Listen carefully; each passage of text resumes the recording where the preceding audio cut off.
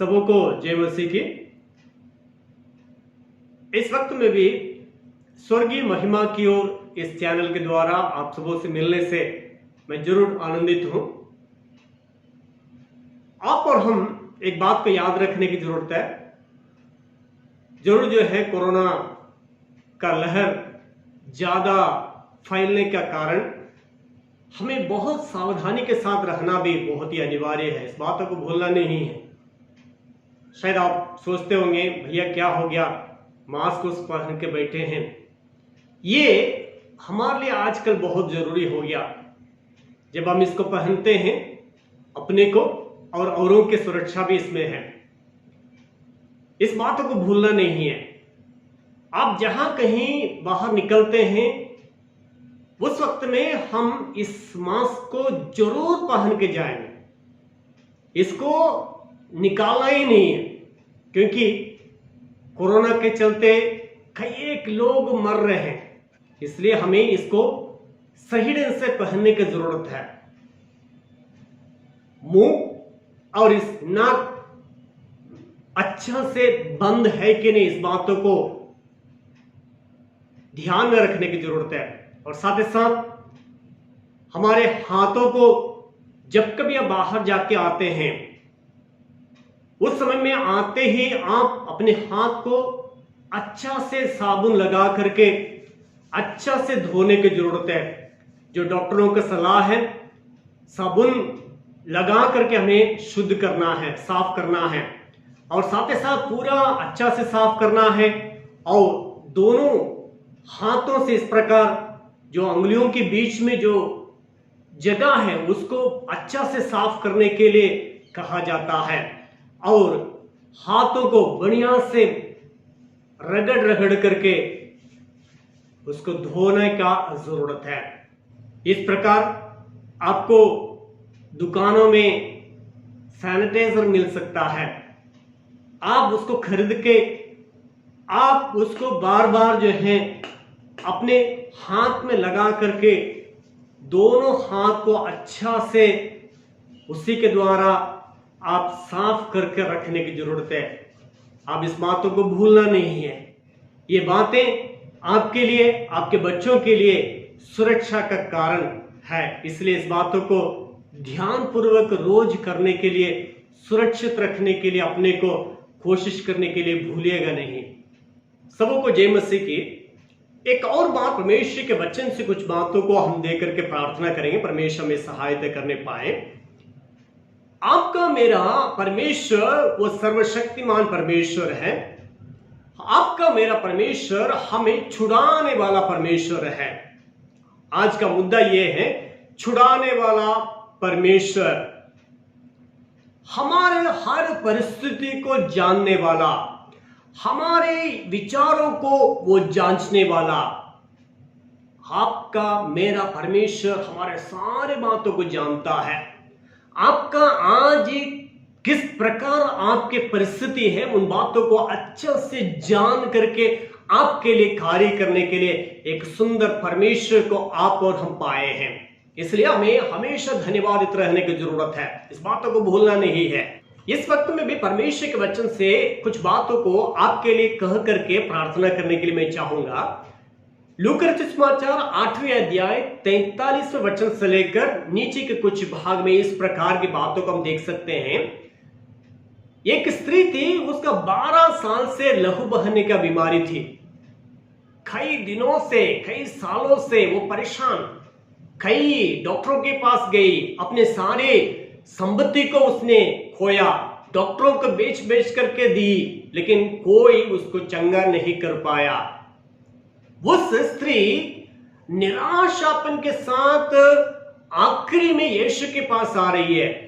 उस स्त्री के अंदर इस प्रकार का विश्वास था, मैं जाकर के उस यीशु का वस्त्र का कोने को जब छू लूंगी मैं चंगी हो जाऊंगी। उसके अंदर जो विश्वास था, उस विश्वास के चलते वो जाकर के उतना बड़ा भीड़ के बीच में वो जाकर के यीशु को छुई और यीशु के अंदर से सामर्थ निकला। उसके द्वारा वो स्त्री जो है 12 साल से लहू बहने का बीमारी से ग्रसित वो स्त्री चंगी होगी। मेरे प्यारों, आपके जीवन में हो सकता है कई प्रकार का बातें या बीमारी के बातों में फंसे होंगे, कई सालों से, कई दिनों से, हो सकता है कई डॉक्टरों के पास जाकर के उसके लिए इलाज के लिए गए होंगे, लेकिन आज परमेश्वर का वचन आपके सामने आया है। आपको छुड़ाने वाला, आपको चंगा करने वाला एक यीशु आपके बगल में है। अगर आप उस प्रकार विश्वास करते हैं, मैं जाऊंगा उस यीशु के पास, मैं उस यीशु से प्रार्थना करूंगी, मेरा बीमारी, मेरा समस्या ठीक हो जाएगा, उस प्रकार का विश्वास आपके अंदर होने का जरूरत है। तब आपके जीवन में अद्भुत कार्य करने के लिए यीशु तत्पर है, तैयार है। मेरे प्यारों, परमेश्वर के नाम की महिमा हो। आपसे प्रेम करने वाला उस यीशु आपका बीमार अवस्था में रखने के लिए नहीं चाहता है, आपको वो छुड़ाने के लिए चाहता है। क्या आप उनके पास सच्चे दिल के साथ, आप कोई भी क्यों न हो, मेरे आवाज को सुनने वाला आप कोई भी क्यों न हो, क्या तैयार है उस यीशु के पास आने के लिए? आपको छुड़ाने के लिए वो तैयार है। केवल आपका विश्वास उस यीशु के ऊपर पूरा पूरा अगर रहेगा, आपको वो छुड़ाने का ताकत रखता है।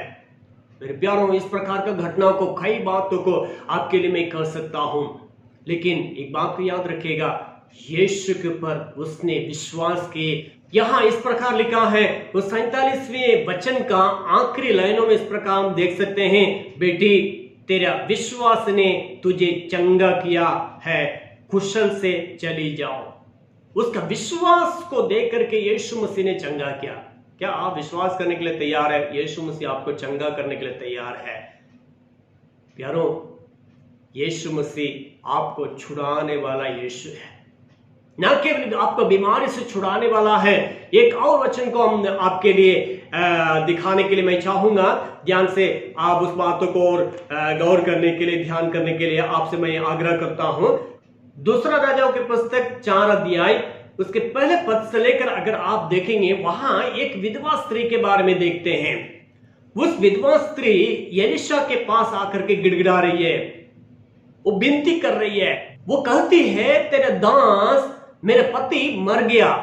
उसके बारे में वो गवाही देती है, और तू जानता है कि वो यहोवा का भय मानने वाला था। जरूर भय मानने वाला था, लेकिन नीचे के बातों को देखते हैं, कर्जा से डूबा हुआ था। और उसमें से एक जन आकर के कह रहा है, तुम कर्जा नहीं चुकाओगे, तुम्हारे बच्चों को पकड़ के ले जाएंगे। उस वक्त में पति को खोई। अब ऐसा समय आ गया है, कर्जा के चलते अपने दोनों बच्चों को पकड़ के ले जाने के लिए जिसने कर्जा दिया है वो आकर खड़ा है। वो एलीशा से गिड़गिड़ा रही है। एलीशा पूछ रहा, तेरे पास क्या है? वो कहती है, तेरे दासी के घर में एक हांडी तेल को छोड़ और कुछ नहीं है, बस उतना ही, उसका पास और कुछ नहीं, थोड़ा सा तेल रखी है। एलीशा ने उससे कहा, तुम अपने बच्चों समेत जाकर के अगल बगल वालों से जितना बर्तन मंगवा सकती हो मंगवा करके उस तेल को उस अन्य खाली बर्तनों में उंडेलो। उंडेलते गई। जब कहा गया बर्तन नहीं है, खाली बर्तन नहीं है, उतना तेल भर गया। उस परमेश्वर के दास ने कहा, इससे तुम्हारे जो कर्जा है उसको चुकाओ और अपनी जीविकाओं को इसी से तुम निर्वाह करो। मेरे प्यारों, जो सारे रास्ता ये बंद पड़ा हुआ समय में भी आपके लिए, मेरे लिए द्वार को खोलने वाला एक अच्छा यीशु है। आपके लिए समस्याओं के बीच में समाधान को ले आने वाला, रास्ता को खोलने वाला एक अच्छा यीशु आपके लिए, मेरे लिए है। आपको हमें चिंता करने के लिए जरूरत नहीं है। पहले मैंने कहा था, 12 साल से लहू बहने वाले बीमारी से ग्रसित उस औरत के जीवन में यीशु मसीह ने कार्य किया, क्षण भर में चंगाई मिला उसका विश्वास के चलते।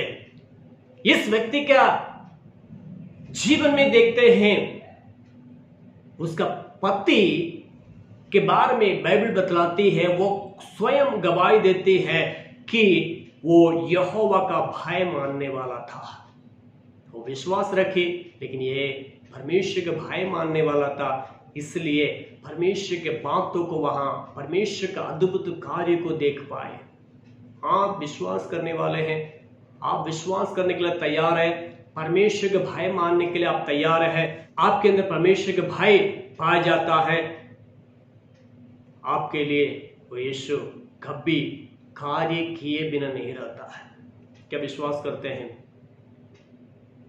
1 मिनट अपनी आंखें बंद करके परमेश्वर से प्रार्थना करेंगे, प्रभु जी मैं तुझ पर विश्वास करता हूं, मैं तुझ पर विश्वास करती हूं, और साथ ही साथ मैं तुझ पर भरोसा रखते हुए भय मानने के बातों में मैं आगे बढ़ूंगा। कुछ भी हो जाए, दुनिया उलट जाए, दुनिया में कुछ भी हो जाए, महामारियां फैल जाए, कोई दिक्कत नहीं, कोई बात नहीं। जब हमारे लिए परमेश्वर जो रखा हुआ समय के पहले हमारे जीवन में कुछ भी नहीं होगा।